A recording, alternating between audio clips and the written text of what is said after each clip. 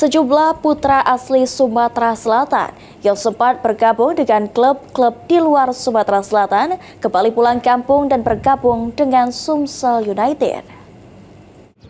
Bisa mati di dalam tuh. Ya, jangan suka kalau asingkan.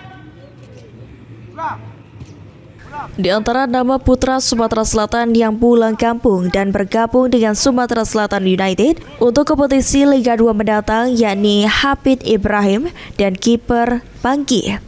Kedua nama tersebut memang sudah tidak asing lagi di kancah sepak bola nasional khususnya Sumatera Selatan karena sebelumnya mereka juga pernah bergabung dengan klub Sriwijaya FC.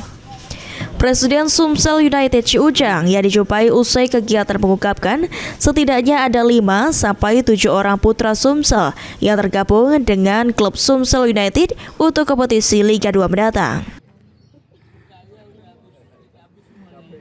Alhamdulillah sudah banyak pemain-pemainnya, walaupun yang asli Sumatera Selatan, dia dari masih waktu itu main di itu klub-klub lain, sekarang dia banyak kembali ke sini, kurang lebih kalau nggak salah 5-7 orang nanti yang pemain-pemain asli Sumatera Selatan itu balik ke kandang sendiri.